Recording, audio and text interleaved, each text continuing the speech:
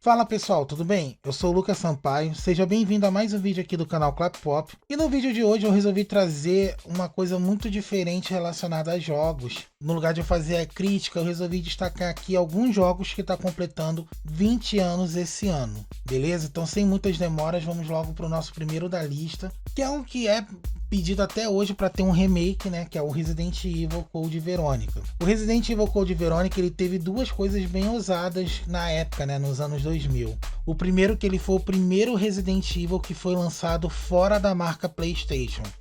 Ou seja, não tinha Resident Evil Code Verônica para outra plataforma, somente para o Dreamcast naquela época. Eu lembro que para o Dreamcast ele eram 2 GDs, né, que não eram CDs e sim GDs, que o espaço era um pouco maior. Uma coisa muito bacana também é que o jogo ele foi o primeiro jogo da franquia a ser ele foi totalmente reproduzido em 3D em tempo real. Ou seja, ele tirou aquela percepção de uma imagem parada com um personagem dentro de uma foto. Ele passou a ter o cenário mais em 3D, ele passou a ter as coisas mais em 3D, né? E uma coisa também muito bacana é que a história dele, eles acabaram tirando aquela história mais americanizada. Eles tiveram uma narrativa mais voltada aos contos europeus, né? Para poder contar a história, o enredo desse game. Um outro ponto muito bacana é que na época o produtor Shinji Mikami disse, né, na época, né, isso na época internacional, explicando que o enredo é parcialmente contado como se fosse uma cantiga de niná, algo preferido por autores mais velhos, né, do continente lá. Para quem não sabe, uma coisa muito bacana é esse Resident Evil é o que tem um puzzle, meu puzzle favorito, que é o puzzle dos quadros. E quando eu joguei a primeira vez, eu joguei na época mesmo do Dreamcast. Então, para você mudar do primeiro GD para o segundo, você era obrigado a fazer dar um enredo na história, você tinha que fazer esse código dos quadros, né?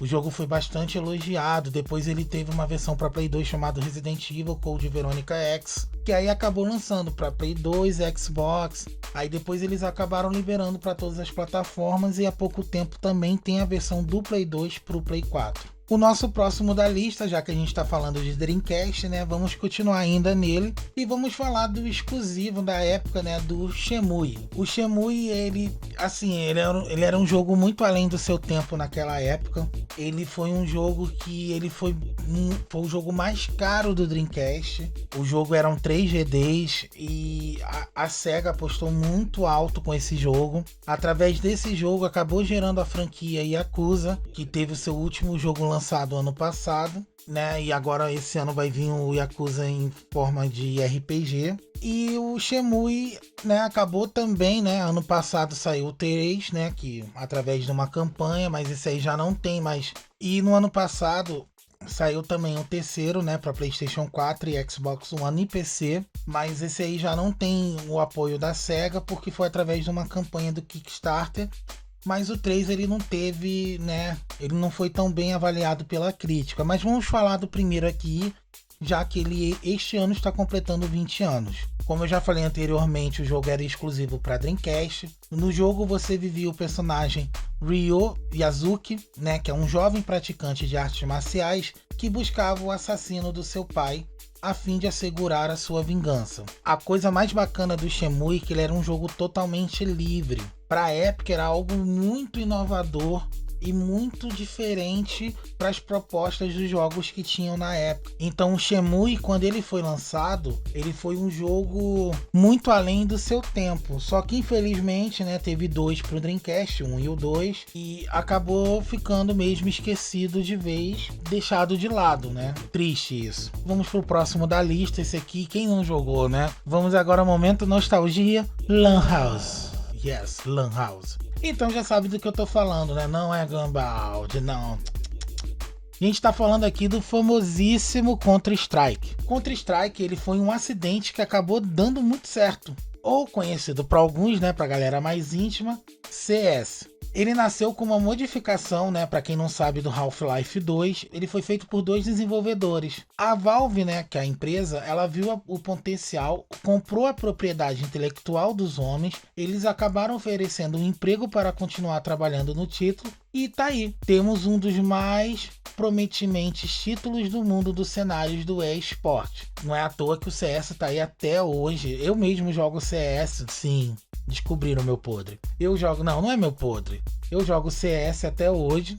Se quem quiser lá, só me seguir lá na Steam, adicionar e a gente joga, bate um X1. E aí é muito bacana. E teve várias versões, né? Teve até versão para videogame, saiu para Play 3, saiu para Xbox 360, saiu para Xbox original. Também teve outras versões, como Counter-Strike Condition. E o mais bacana também que o League of Legends, né, com o sucesso que o League of Legends é hoje, é o mesmo sucesso que o Counter-Strike teve antigamente, né, 20 anos atrás. E eu lembro que nessa época todo mundo ia pra Lan House, jogava o jogo até dizer chega. Tinha gente que faltava escola, a mamãe ia na Lan House, batia no filho. Era várias sensações nostálgicas que os nossos corações nunca vão esquecer, né? Sem muitas demoras, vamos pro próximo aqui da lista, né? Que também até hoje todo mundo comenta e a Electronic Arts já anunciou o próximo, né? Que é o 5. Então tô falando do The Sims. The Sims ela é uma série tão icônica, mas tão icônica, que nos dias atuais as pessoas elas acabaram esquecendo que na verdade o The Sims é um spin-off do jogo SimCity. Né? O SimCity também é um jogo da Electronic Arts junto com a Maxis e eles resolveram criar um spin-off só que mais a fundo, né? Com mais liberdade, coisas que no SimCity não dava para você ter. O jogo, né, o seu primeiro, o original, ele teve 7 grandes pacotes de expansões, além de assegurar diversas sequências, né? Que agora vai ter a 5ª edição, agora que vai sair, que tá prometendo até um recurso multiplayer online, né? E também uma coisa maneira também que vai vir no 5, que já eles confirmaram, que vai ter interação via rede social de alguma forma. E o mais bacana é que o jogo é um simulador da vida, né? Você tem uma casa, você tem sua família, você tem que cuidar. A galera fazia muito oba-oba no jogo também, e o jogo teve várias versões também dentro do jogo. Depois o 2 acabou saindo para PlayStation 2, né? Foi quando eles tentaram ampliar também para o mundo dos consoles. O 3 foi o primeiro The Sims também que foi mundo aberto, entre aspas. E o 4, né? Que até deu de graça há pouco tempo para PlayStation, e agora eles confirmaram o 5, e eu achei muito bacana trazer esse jogo aqui, porque esse jogo é nostalgia pura. E para fechar a nossa lista, esse é um jogo que eu sonho até hoje por um remake ou uma continuação ou algo voltado a isto.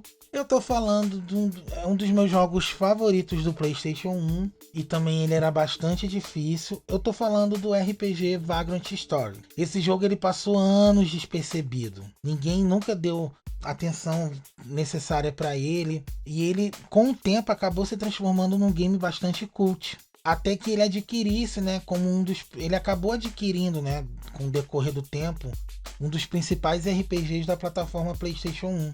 Ele é um exclusivo também do PlayStation 1. E o jogo, né, a história conta que você está assumindo o papel do personagem Ashley Riot, que é um agente conhecido como Histbreaker, incumbido de investigar a relação suspeita de um líder de um culto com o Duque de Leamond, um membro sênior do parlamento de Valendia, o reino ficcional do jogo. O jogo é totalmente dentro de um reino fictício, tá? Ao menos você pensa isso, né? Que é, entre aspas, fictício. Logo no prólogo do game, né, já mostra que o Riot acabou acusado de matar o Duque, e a progressão do jogo detalha os eventos que ocorreram uma semana antes da morte dessa figura pública. Porque no começo do jogo ele tá preso, e o jogo vai narrando até o momento que ele é preso para vir o enredo final da história. Uma coisa muito legal é que o jogo é da mesma casa de Final Fantasy. Na época era somente do Final Fantasy, e um ano depois foi quando a Square fundiu com a Enix. Então,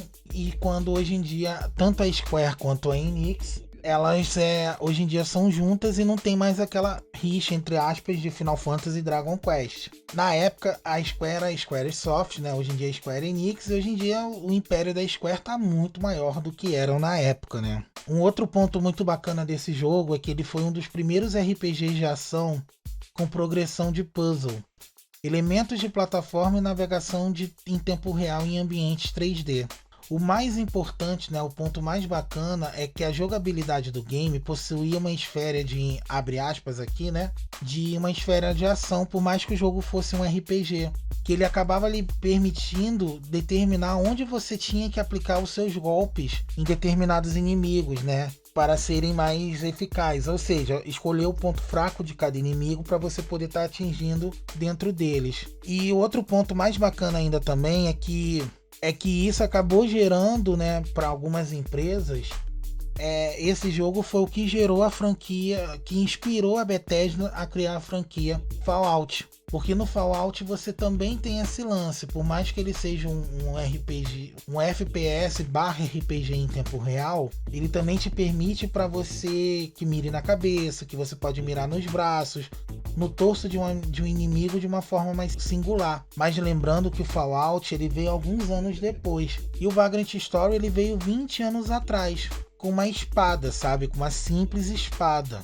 E um outro ponto também bastante bacana é que, para quem não sabe, a Bethesda também estava na criação do Vagrant Story. E foi aí que ela acabou, né, se desfazendo e criando a Bethesda, né, sempre existiu, mas foi aí que ela acabou se dividindo e gerando a sua franquia chamada Fallout, que tá aí até hoje. Teve seu último aí que foi um fiasco, mas vamos fingir que nada aconteceu, a gente passa um pano e vamos só ficar com os que foram melhores, beleza? Gente, espero que tenha gostado. Esse vídeo foi feito com muito carinho. Siga a gente nas nossas redes sociais. Lembrando que tem vídeo toda terça, quinta, sexta e sábado, sempre meio-dia. Comentem aqui embaixo sobre quais dos jogos que vocês gostaram. E se vocês gostaram do vídeo, quem sabe eu não faço uma parte 2. Então, fui!